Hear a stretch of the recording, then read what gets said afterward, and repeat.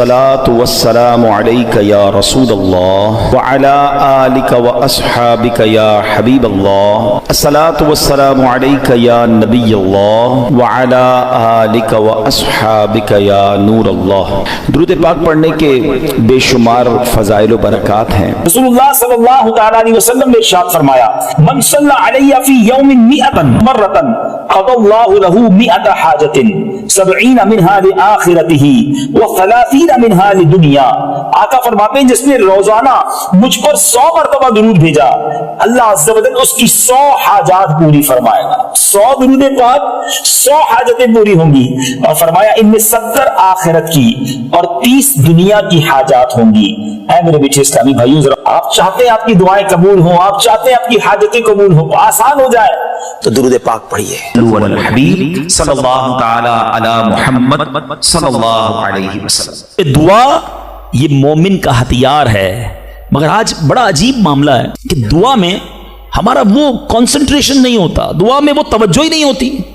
ہم شاید نماز بھی پڑھ لیں، تلاوت بھی کر لیں، جب دعا کی باری آتی ہے ہم اس کام کو بڑا آرڈنری سمجھتے ہیں. ہم سمجھتے ہیں ٹھیک ہے امام صاحب دعا کرا رہے ہیں، ہم بھی آمین کہیں، کبھی ادھر دھیان ہے کبھی ادھر دھیان ہے، خیال کہیں اور ہے. نہیں میرے بیچ اسلامی بھائی، ذرا دعا کی اہمیت سمجھو. دعا ہے کیا؟ دعا کس کی بارگاہ میں بات ہو رہی ہے پتہ ہے آپ کو؟ کس سے بات ہو رہی ہے؟ اللہ سے ڈائریکٹ بات ہو رہی ہے. میرے رب کریم کی شان دیکھو، فرماتا ہے ادعونی استجب لکم، مجھ سے دعا مانگو میں تمہیں عطا فرماؤں گا. اجیب دعوت الداعی اذا دعانی، میں دعا مانگنے والے کی دعا قبول کرتا ہوں جب وہ مجھے پکارے. اللہ اکبر. اللہ تعالیٰ زیادہ مانگنے والوں سے زیادہ محبت فرماتا. ایک اور عجیب بات بتاؤں کہ اللہ تبارک و تعالی دیکھو میرا مالک ان بندوں سے ناراض ہوتا ہے جو نہیں مانگتا، رب اس سے ناراض ہوتا ہے. شاعر لکھتے ہیں نا تو کریم ہی جو ٹھہرا تو کرم کے کیا ٹھکانے، تو کریم ہی جو ٹھہرا تو کرم کے کیا ٹھکانے، تو نوازنے پہ آئے تو نواز دے زمانے. میں نے آپ کو قرآن کی کچھ آیات کے ذریعے یہ احساس دلایا کہ دعا کی اہمیت کیا ہے. اب آؤ میں آپ کو آپ کے نبی علیہ الصلوۃ والسلام کی کچھ حدیثیں بتاتا ہوں، کس طرح انکریج کیا اللہ کے حبیب علیہ الصلوۃ والسلام نے، کیسی حوصلہ افزائی فرمائی ہے دعا کے بارے میں. اللہ کے حبیب علیہ الصلوۃ والسلام فرماتے ہیں اللہ تعالیٰ کے نزدیک کوئی چیز دعا سے بزرگ تر نہیں ہے. اللہ کے نزدیک سب سے بزرگ چیز وہ دعا ہے. اور دعا کو حدیث میں مخ العبادہ، عبادت کا مغز کہا گیا. ٹاپ آف دا لسٹ جو عبادت ہے نا وہ دعا ہے. مگر آج دعا کی طرف توجہ ہی نہیں ہے. ہم تو سمجھتے ٹھیک ہے مانگ لی نہیں مانگی. ارے دعا نہ مانگنے والوں سے رب ناراض ہوتا ہے، اور جو جتنا مانگتا ہے رب اس سے اتنا خوش ہوتا ہے.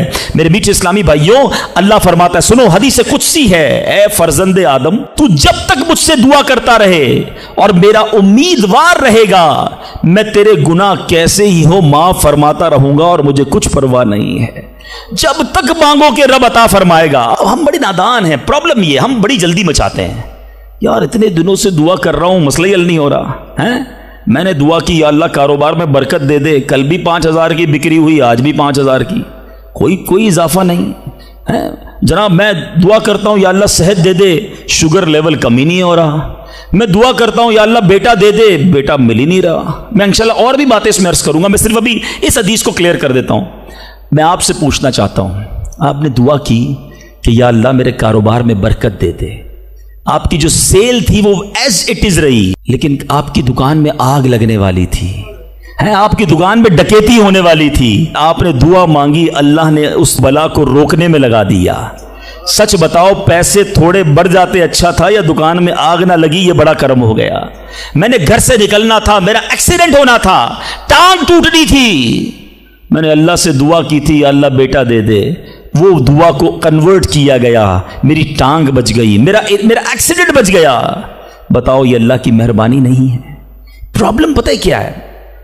ہمیں دنیا والوں پر سب پر بھروسہ ہے، ہمیں اللہ پر بھروسہ نہیں ہے. ہم سمجھتے پتہ نہیں دعا قبول کیوں نہیں ہوتی ہے.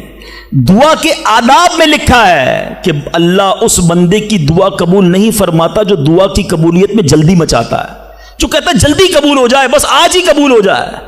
اچھا پھر لوگ شکوے بھی بڑے کرتے ہیں، یار میں نے جمعے کے دن بھی دعا کی، مزار پہ جا کے بھی دعا کی، بزرگوں سے بھی دعا کرائی، کسی نے کہا کعبے کو دیکھ کر پہلی دعا کرو وہ قبول ہوگی، کعبے پر بھی چلا گیا، میں مدینے بھی گیا، میری دعا ہی قبول نہیں ہو رہی، میرا پرابلم ہی سولو نہیں ہو رہا. اب ذرا 2-3 حدیثیں سناؤں گا.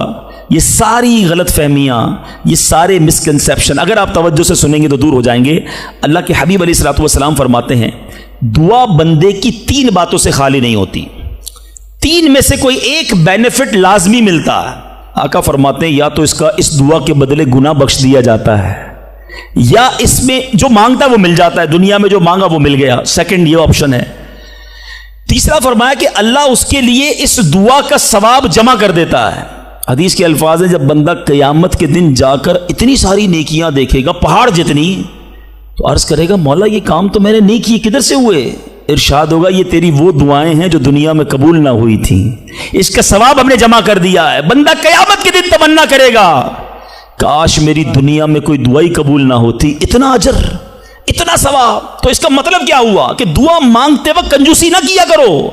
ایچ اینڈ ایوری ورڈ, ہر لمحہ آپ کا دعا میں عبادت ہے, اور یہ آپ کے نامہ اعمال میں بڑھوتری کا سبب ہے. دعا میں یہ نہ سوچا کرو کہ پتہ نہیں کیا ملنا ہے, نہیں ملنا, یقیناً ملنا ہے.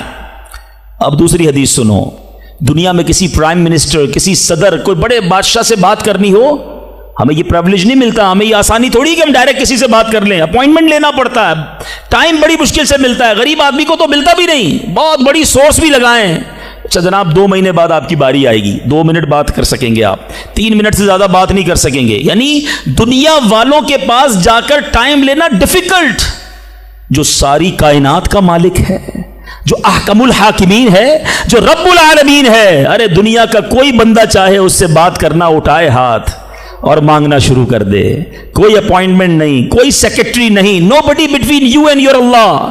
ڈائریکٹ اللہ سے بات کرو جتنی کرنی ہے, اور ٹائم لمٹ بھی نہیں ہے. تم تھک سکتے ہو, تم اکتا سکتے ہو, رب کے خزانوں میں کمی نہیں ہے. اور کمال دیکھے دنیا کا, آج آپ دنیا والوں سے پیسے مانگیں, مثال دیتا ہوں, ہمارے ساتھ بھی ہوتا ہے, آپ کے ساتھ بھی ہوتا ہے, کوئی دوست ہو, قریب بھی ہو, آ جائے یار کہ کسی مشکل میں ہوں بھائی مدد کر دو, ہم شاید مدد کر بھی دیں, یار بڑا کلوز ہے, رشتہ دار ہے, گرائی ہے. تھوڑے دیر بعد پھر آ جائے, یار دوبارہ چاہیے پیسے, پھنس گیا ہوں, مسئلہ حل نہیں ہوا.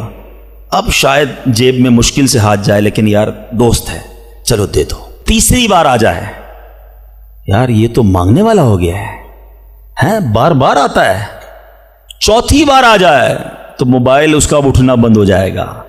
5ویں بار شاید ہم اس کا نمبر بھی بلاک کر دیں گے, چوکیدار کو بھی کہہ دیں گے اس کو قریب نہیں آنے دینا, یہ تو مانگنے والا ہو گیا ہے. یہ ہے دنیا. تم اپنے اچھے دوست, قریبی رشتہ دار سے 3-4 بار مانگ لو, وہ اب تم سے دور ہو جائے گا, تمہیں برا کہے گا.